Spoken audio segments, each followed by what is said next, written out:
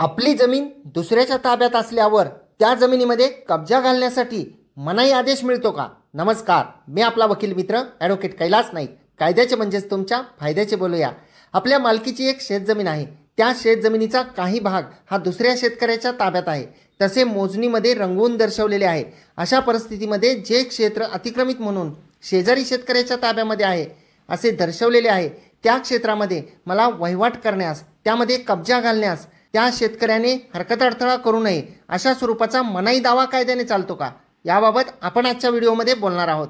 एखादी मिळकत जर आपल्या मालकीची व आपल्याच कब्जे वहिवाटीमध्ये असेल, म्हणजेच त्या जमिनीचा ताबा हा आपल्याकडे असेल, तरच आपण माननीय न्यायालयामध्ये हरकत करणाऱ्या व्यक्तीच्या विरुद्ध मनाई मागणारा दावा दाखल करू शकतो, तसा आदेश मिळवू शकतो. जेव्हा आपण दिवाणी न्यायालयामध्ये स्पेसिफिक रिलीफ ॲक्ट प्रमाणे निरंतर ताकिदीचा म्हणजेच कायमस्वरूपी मनाईचा दावा दाखल करत असतो, त्यावेळी त्या दाव्यामध्ये आपले असे म्हणणे असते की अमुक मिळकत ही माझ्या मालकीची व माझ्याच कब्जे वहिवाटीमध्ये आहे. ती मिळकत कायदेशीररित्या मला मालकी हक्काने प्राप्त झालेली आहे.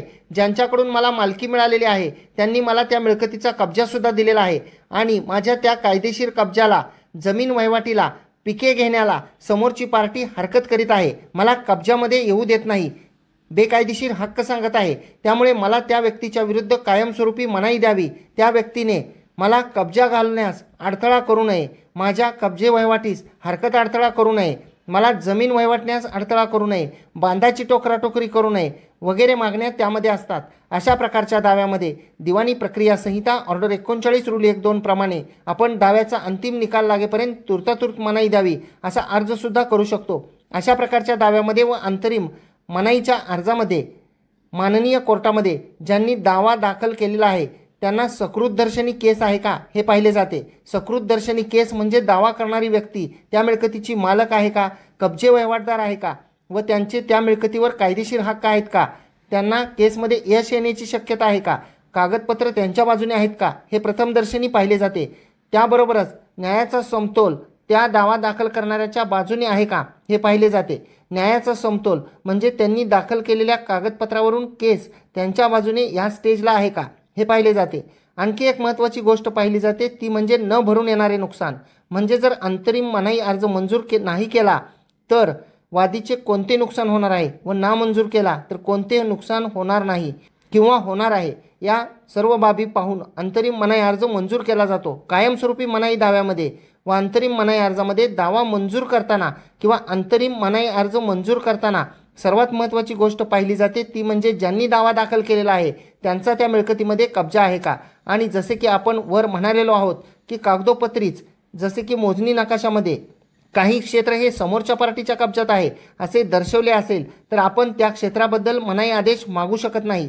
जे क्षेत्र समोरच्या पार्टीच्या ताब्यात आहे त्या क्षेत्रामध्ये मेहनत मशागत करण्यास, वहिवाट करण्यास किंवा कब्जा घालण्यास माननीय न्यायालयामधून परवानगी मिळत नाही.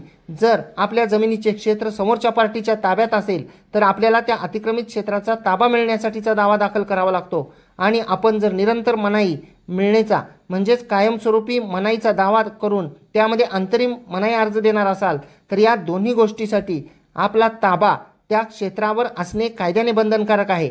आपला ताबा नसेल तर मनाईचा अर्ज व मनाईचा दावा नामंजूर होतो. त्यामुळे आपले क्षेत्र दुसऱ्याच्या ताब्यात आहे व आपल्याला त्यांच्याकडून ताबा घ्यायचा आहे. हे कधी म्हणावे व कधी म्हणू नये हे प्राप्त परिस्थिती पाहून ठरवावे. एकदा कब्जा दुसऱ्याचा आहे असे म्हणले की तो कब्जा परत मिळण्यास बरेच दिवस जातात. आपल्याला हा व्हिडिओ आवडल्यास या व्हिडिओला शेअर करा. आपल्याला जर ही माहिती आवडत असेल तर या व्हिडिओला एक लाईक करा आणि हा व्हिडिओ जास्तीत जास्त लोकांपर्यंत शेअर करा, म्हणजे त्यांनाही मराठी भाषेतून आपल्या भारतीय कायद्याची माहिती साध्या सोप्या शब्दामध्ये समजेल. अशाच प्रकारची माहिती ऐकण्यासाठी आपण जर कोर्ट कचेरी या यूट्यूब चॅनलवर व्हिडिओ ऐकत असाल आणि अद्याप आपण सबस्क्राईब केलेले नसेल तर सबस्क्राईब जरूर करा. बाजूचे बेल आयकॉनचे बटन दाबा, म्हणजे व्हिडिओचे नोटिफिकेशन आपल्याला नियमित येत राहतील. आपण जर हा व्हिडिओ फेसबुक आणि इंस्टाग्रामवर पाहत असाल आणि अद्याप आपण फॉलो केलेले नसेल तर फॉलो जरूर करा आणि या व्हिडिओला लाईक करून शेअरसुद्धा करा.